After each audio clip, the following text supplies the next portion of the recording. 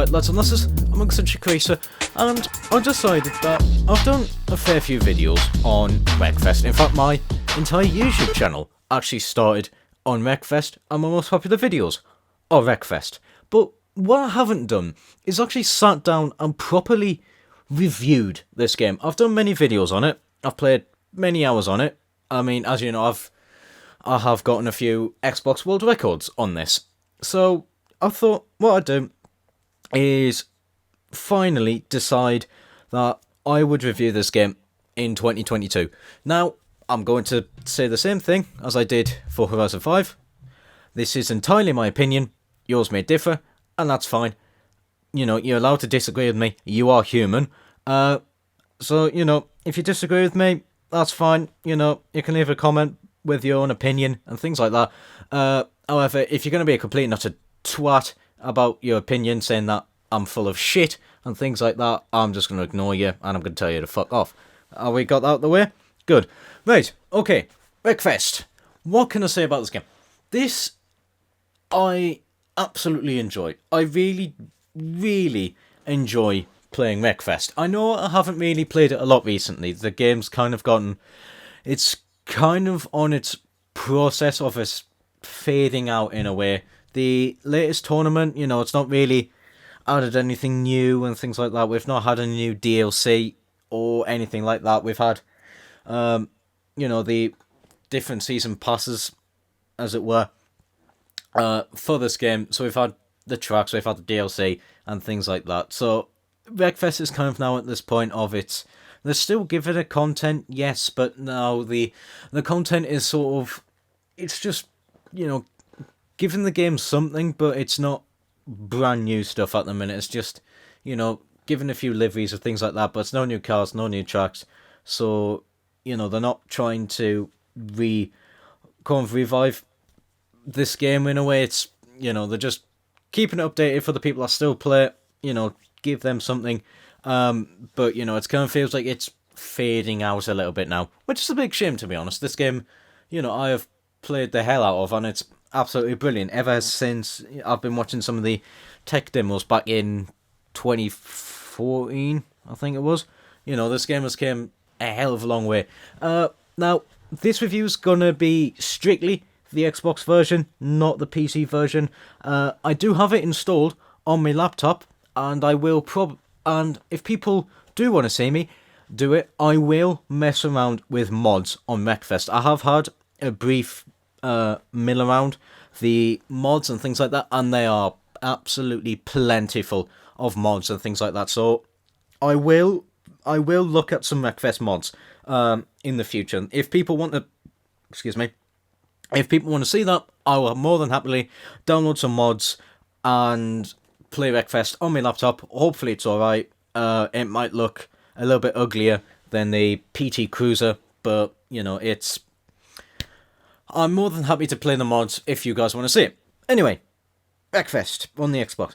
One important detail that that any racing game has to have in order for it to be a good game is the handling. Every single racing game has to have a good handling in order for it to be, well, a good game.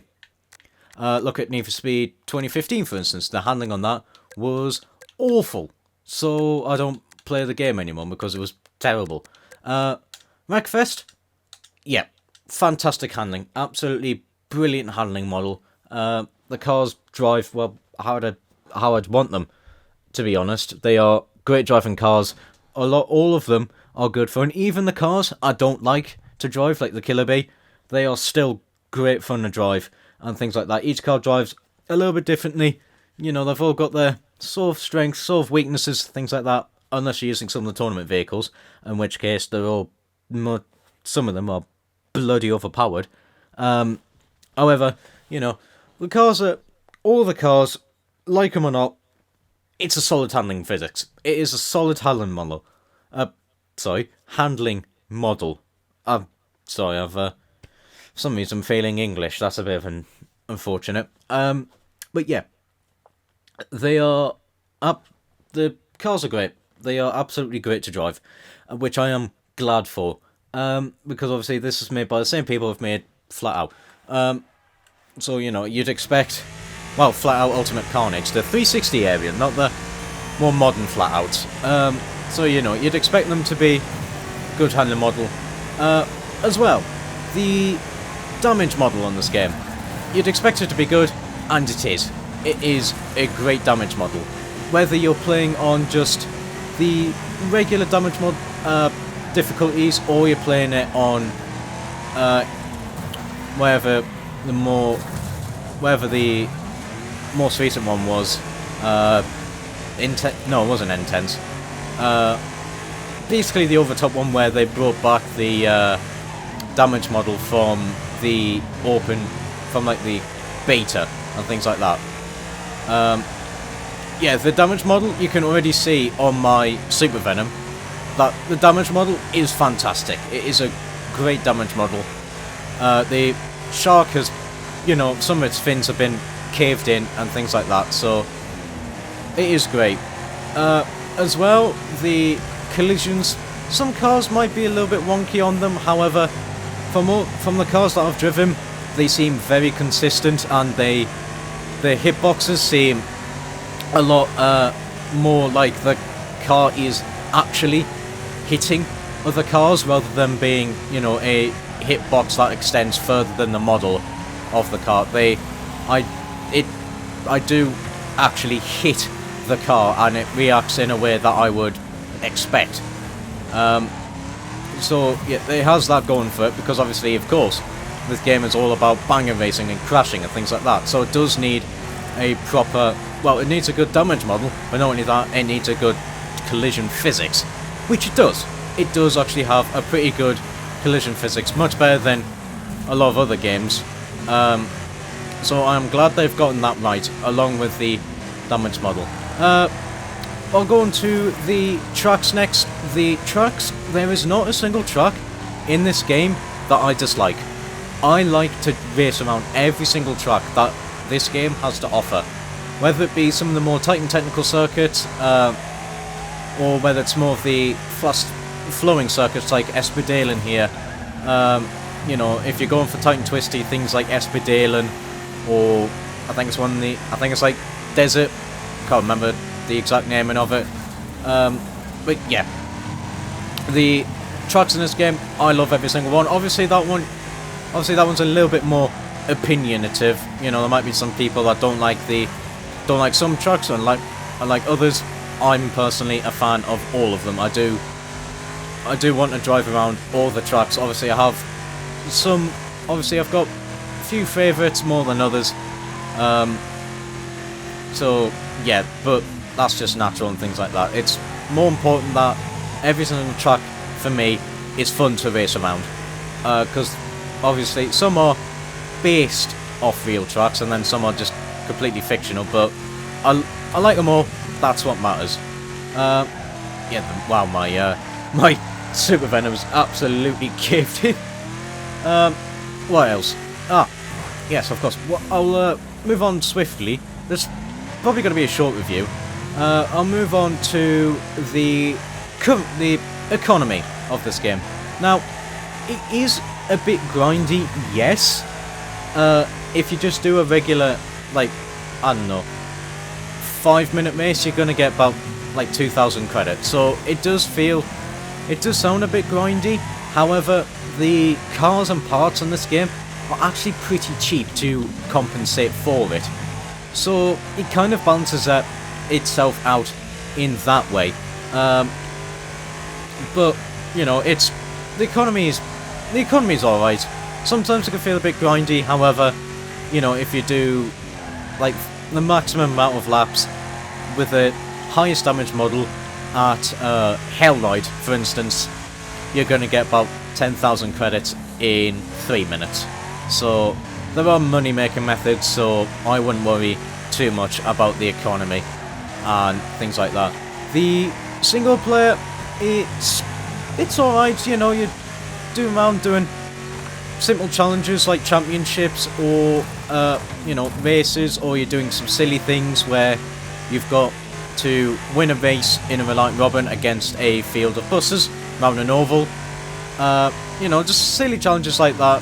It's not the most in-depth career, like, you know, something like PGR or Forza in a way. It's just more, you know, C class, B class, or A class from a certain from a certain region. Sorry, and then that's kind of your restrictions and things like that. So it's not massively in depth, but it's a decent one. You know, you want to do it because you unlock a few cars and things like that. So there is some incentive in that regard to actually do the campaign and things like that, because there are a few actually pretty good cars in there that you all want to complete. You know, that's how you get some of the special vehicle. That's how you get the special vehicles like the motorhomes, the buses, the big rig, etc.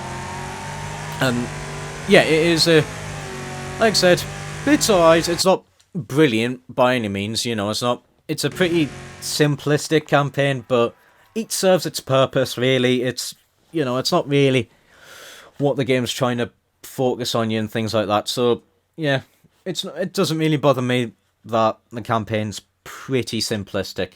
The one of the updates when they brought out the seasons is we got the tournament. The tournament, it's actually quite fun. They do have a few fun little rules and things like that. I haven't really bothered with it in ages, but of course that's how you get some of these things. You know, some of the tournament vehicles, some of the most overpowered cars. You know, they're the fastest cars. You know, this is where you know, you're gonna get them. And a lot of the challenges are actually good fun. You've got your simple races. Of course, you've got sofa car on a figure of 8 against other sofa cars. And then you do stock car racing. You've got the which requires a DLC. You know, you've got your monthly tournament thing. Oh, hey, look, it's I think it's a different noobster, not the one I raced with. At least I think it is. But you know, this is where they have the more unique challenges. Like one near when the snow was around, you had a little toy car that would fire snowballs, and you had to do a bunch of damage that way. So in here they do have a few unique challenges and things like that. You know, it's good fun. It's all single player as well, so you know that to me adds to it that is single player. Speaking of, we'll hit the multiplayer.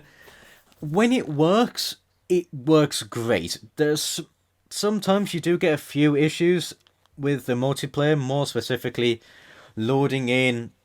Sometimes you load into the wrong track. Sometimes it won't let you pick the car. So it's kind of just multiplayer annoyances and things like that. It has been a while since I played the multiplayer, so it's probably fixed now. However, you know, those issues were around and things like that. But like I said, they're only really, like I haven't said, they're only really minor things. So you know, they're only going to affect you if you play the multiplayer. So it's a small thing anyway. So it doesn't really detract from the game whatsoever. The upgrading system, the PI, if you want to call it, of this is solely based off power to weight ratio. Now, of course, any game that has some sort of PI, there are going to be some cars that are absolutely overpowered. I'm pretty sure that anyone has played Wreckfest before will know this thing.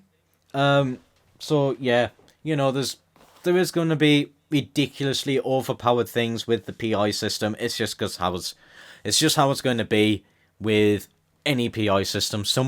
People are going to find what the fastest cars are, and they're going to stick with that in multiplayer. However, I will say one thing: this game does actually, the PI system in this, I've actually found to be pretty good. A fair amount of the cars here, you can be competitive in. Some are more competitive than others. A lot of the tournament vehicles are just better, full stop. However, practically all of the cars you can pick, I have found that you can be fairly competitive in them. Like, the Gremlin is a strong C-Class car. However, if you don't like how the Gremlin drives, for instance, and you've got the DLC, the Buggy, as well, you can use that. You can use the regular Boomer. If you've got the Tournament, Speedbird GT, the Venom, they're all actually competitive with each other. It's just obviously some are stronger than others, which you're going to expect.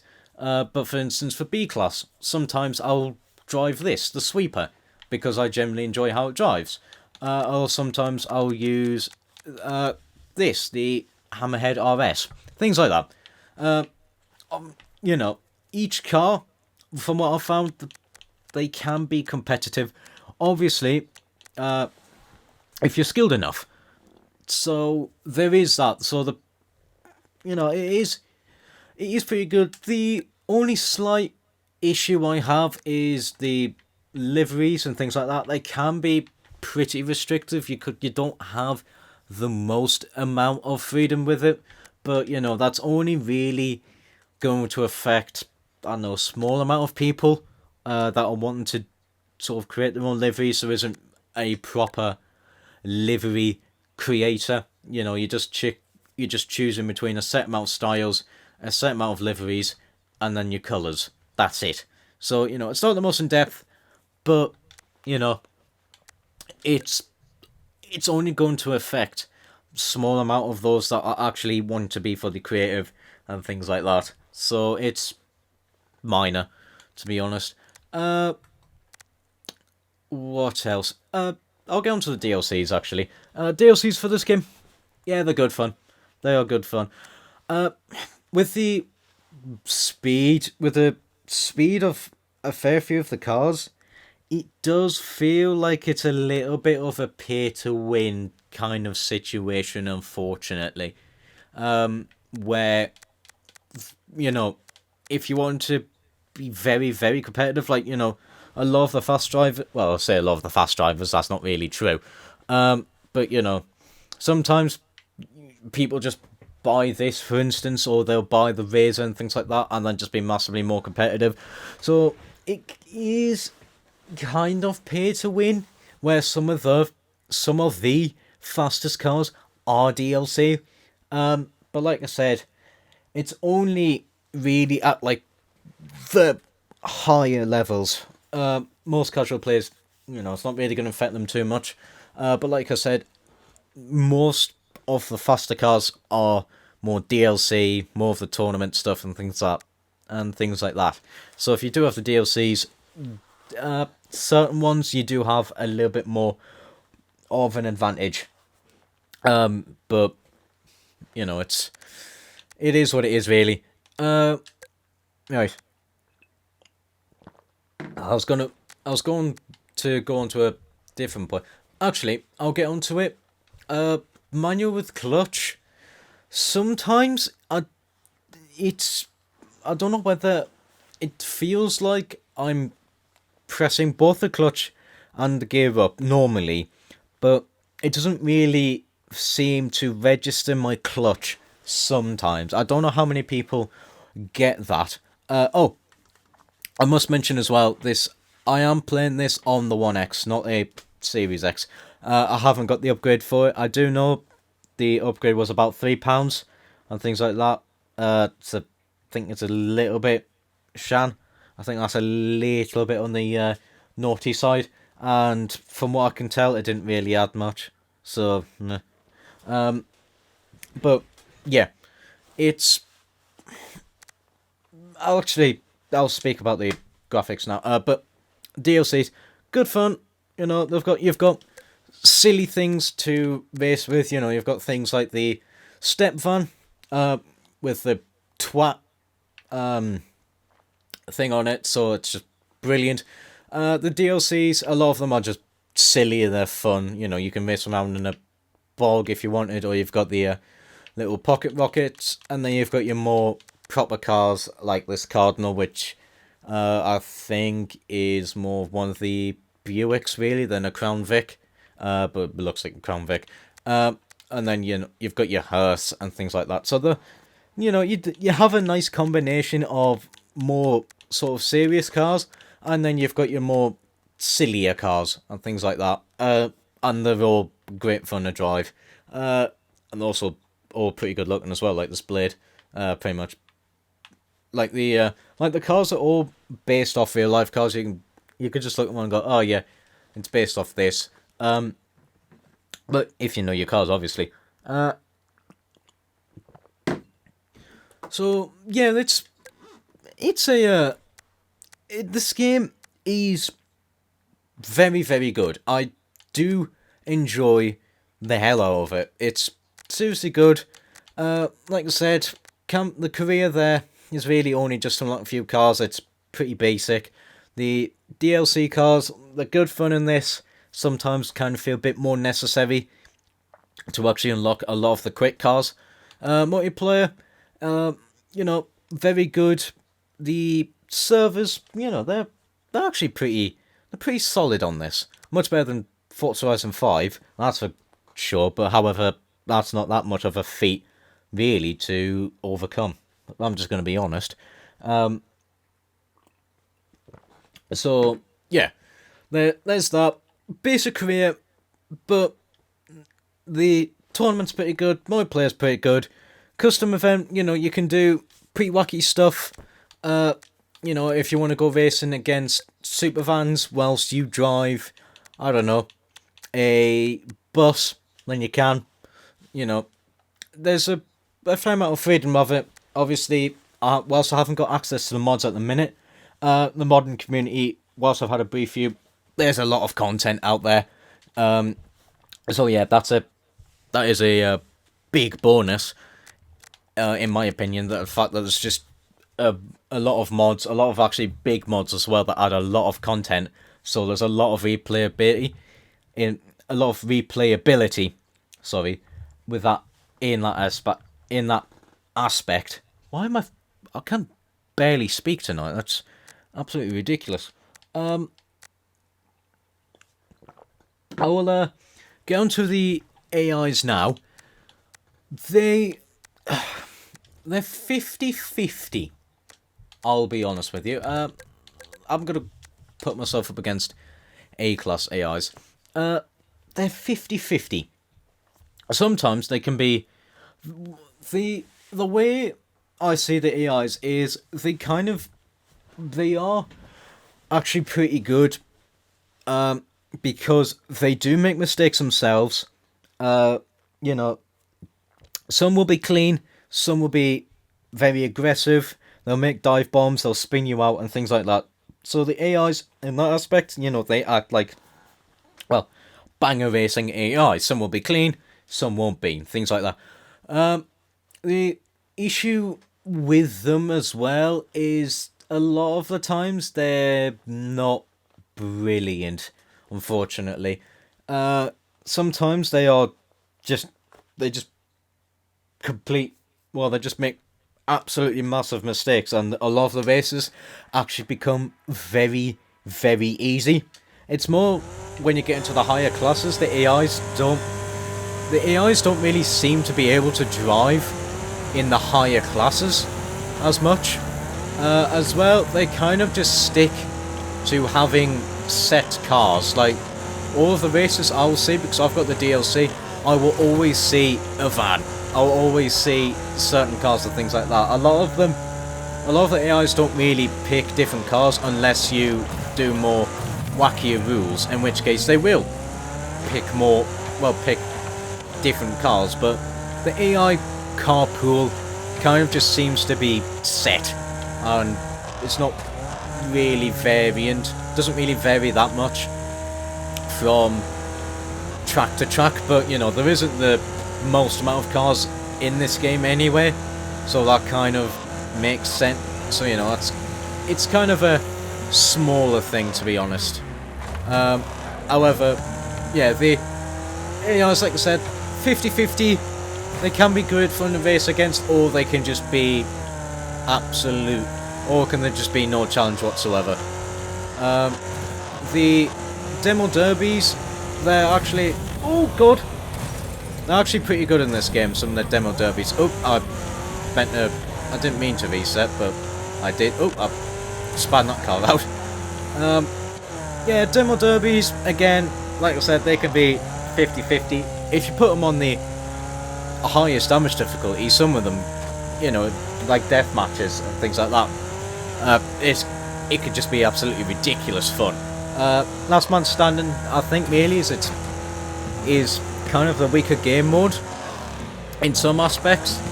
However,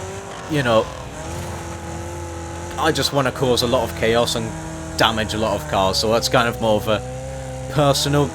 It's kind of more of a I just want to cause as much damage as possible rather than Last Man Standing doesn't really work type of thing. It's your more conventional demo derby. I'm pressing the wrong button. What was the? How am I? Oh no, it's the button to. Oh yeah, I forgot. I put the bumpers to gear down. For some reason, I was thinking it was X for clutch. I don't know why. Or to gear down. I've been playing too much Forza. That's what it is. Oh, my wheels are damaged a little bit. But yeah, actually, I'll get on to it as well. The little car health icon, things like that. Obviously, as it actually does, if you put more armor, your car does handle actually different, and obviously armor segments take a little bit more to fully damage and things like that. Oh wow, I'm absolutely battering the car off this, but the fact that I have broken my suspension and broken the brakes, the car is different. You can see that it is bouncing a lot more over the bumps because the suspension's broken. The braking as well will be weaker. It won't be. It actually squeak as well because the engine's damaged a little bit as well. My acceleration is going to be a little bit worse. And then obviously if I damage the gearbox, sometimes the gears will just miss altogether, or they just take ages to go down the gears and things like that. A little bit of an issue solved with manual with clutch, but you can lose wheels as well. I've got wobbly wheels. Oh my god, that AI is just crashing all over the shop, going for many rolls. Oh, I think I really should carry more speed. Oh no, that's me dead. Is that me dead? Not quite. Oh my god, I may as well be. I'm just. Yeah, you get the idea of the damage model. It is absolutely brilliant. I'm more surprised the fact the shark hasn't taken any damage whatsoever. All of the damage has just been done to the car. Hold on, shark. It's just incredible. Oh god. But yeah. Overall, I would. Oh damn it. Overall, I absolutely would recommend this game. Oh, I DNF'd. Where did I place? 5th. Yeah, Hellride AIs don't really last very long.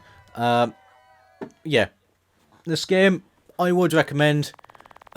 It's a great time killer for a fair amount of hours. It kind of does lose a little bit of replayability. Because once you get past level 33, 35, something like that, you've kind of unlocked everything, and then obviously, you just buy everything, and then you've got your cards for your classes, things like that. So there's not really replayability in that aspect, but, a lot of games suffer from replayability. But of course, this game on the PC, has mods and things like that, so it does actually help. So, yeah, that is going to be it from me. The, well do is overall verdict. Like I said, would recommend this game. Damage model, brilliant. Handling model, brilliant. Collisions, brilliant. The single player is great fun, can be great fun. The game's highly addictive in my eyes, especially if you want to go for world records and things like that, like I have. It's highly addictive in that aspect. Many good things for this game. I've said to myself a few times that Wreckfest is my favourite Xbox One racing game. And to be honest, I'm not going to say that it is, because, well, Forza Horizon 2 on the Xbox One is out. However, I will say that this is my second favourite. I'm not going to include Burnout Paradise Remastered, because that's a 360 game that's been remastered. I'm still going to count that as a 360 game, not an Xbox One game. So yeah, I would say this is my favourite Xbox One, second favourite, sorry, Xbox One generation racing game. So yeah. However, that's going to be it for me. I hope you enjoyed. If you did, do the stuff the YouTube algorithm likes. Maybe leave your opinion down below. Maybe you have a completely different opinion to me. Maybe you think this is, well, your favourite racing game of all time. Maybe you think this game's absolutely crap. Let me know. Do let me know. Keep it civil. Don't be a prick. Otherwise you'll just be ignored. However, that's going to be it for me. Until next time. Ciao for now. Just as a brief mention, because I did kind of forget to mention it in the proper review, in the main chunk of the review, I didn't talk about the graphics. I didn't talk about a sort of the earlier level of this game. When the game was when the game first came out, obviously, there was a bunch of bugs with it and things like that. A lot of graphical issues. The game crashed actually a fair amount in the early days of Wreckfest. They are actually pretty good with updates with this, and they did actually fix all of those issues. Now the game for me rarely crashes. I barely have any issues running this game whatsoever. So yeah, there is that. As well, the graphics, because I didn't talk about that. Honestly, this game is a great looking game, even on the One X and on just the Xbox One. This is a great looking game, at least in my opinion. I don't think, especially with what it's having to do, like, rendering in all of the fallen off body parts and things like that. Like you can see, just strewn across here, how all of those, they are interactable and things like that, and they're obviously all rendered. It is a good. The game does look good, and it is doing a lot, and yeah, it is a great looking game. However, with it rendering all of the parts, sometimes more specifically with cars that have a lot of bits that fall off, I'm talking about the motorhomes in particular, an entire field of motorhomes can make the Xbox cry a little bit. If there's a lot of stuff, a lot of car parts in one place, the Xbox kind of struggles a little bit with loading, all of the bits there, so it can cause a little bit of frame rate issues, but there's a fair amount going on, so I'm not going to harp on it too much. But yeah, the game, they do good on the updates, and it is, it's a good looking game in my opinion anyway. So there are my thoughts on that. I forgot to mention it in the main bulk of the video, but yeah, that's my thoughts on those parts.